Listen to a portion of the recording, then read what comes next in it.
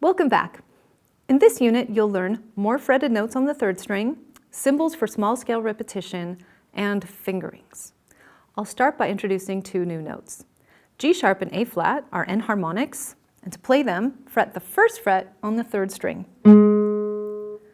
A sharp and B flat are also enharmonics, and to play either one, fret the third fret on the third string. The next set of notation has to do with small scale repetition. This applies to repetitions ranging in length from a beat to a few measures. The following 5 notations are common. Simile means in a similar way. It directs you to continue playing in the manner previously notated. In this example, the simile refers to the tenuto articulations, and here the entire word is written out, but sometimes only the abbreviation sim will be used. The one beat repeat is a diagonal line placed in the middle of the staff. It directs you to repeat music from the preceding beat. This symbol is often employed in jazz and other popular music and suggests that you strum according to style or personal taste. The one measure repeat consists of a diagonal line with a dot on either side, and it directs you to repeat the music from the preceding measure. The two measure repeat consists of 2 diagonal lines with dots on either side. Notice that it's placed on the bar line between 2 empty measures, so it directs you to play the music notated in the preceding 2 measures. The 4 measure repeat consists of 4 diagonal lines with dots. It directs you to play the music of the preceding 4 measures. This unit's last concept is about fingering suggestions, or fingerings for short. Fingerings specify which fingers to use and where to place them. The plucking hand and the fretting hand each have a unique set of symbols. The plucking hand fingering convention is universal. Each italicized letter corresponds with a Spanish word for a specific finger, as you can see in this chart. P for pulgar means thumb. I for indicio means index. M for medio means middle. A for annular, meaning the ring finger.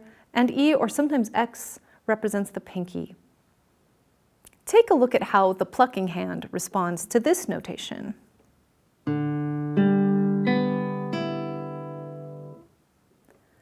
The fretting hand fingering convention is more complicated because it can involve up to 3 extra symbols per note. Fingerings can easily clutter the score with too much visual information, which is why I recommend playing from scores in which composers or editors apply fingering sparingly. 2 fretting hand fingering conventions will be explained in this unit: the standard method and the Norman method, named for its inventor, Ted Norman.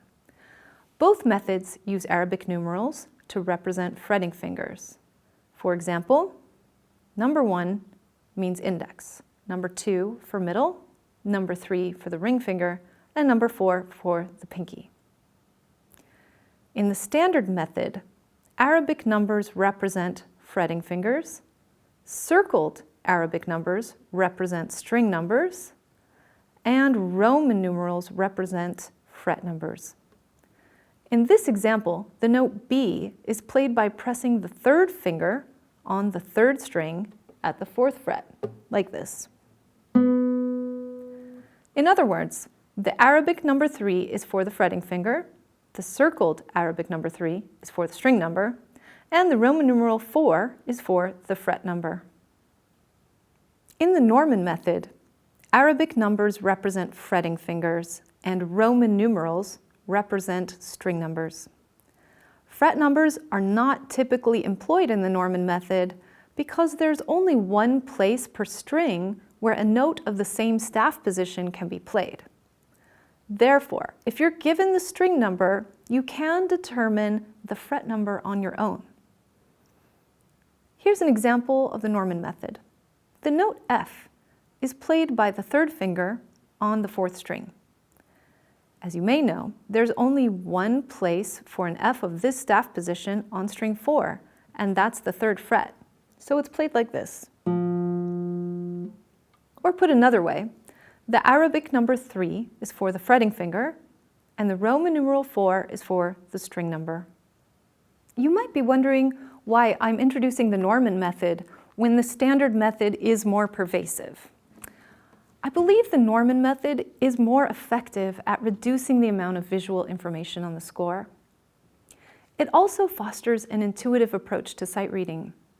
However, because the standard method is more common, it will be applied to most compositions and exercises throughout the series. The issue of fingering leads to this unit's sight reading tip. If the score you intend to sight read contains a lot of fingerings, don't feel inclined to follow them at first. More often than not, an editor, not a composer, will add fingerings to a score as helpful suggestions. In this case, the editor's fingerings are not mandatory.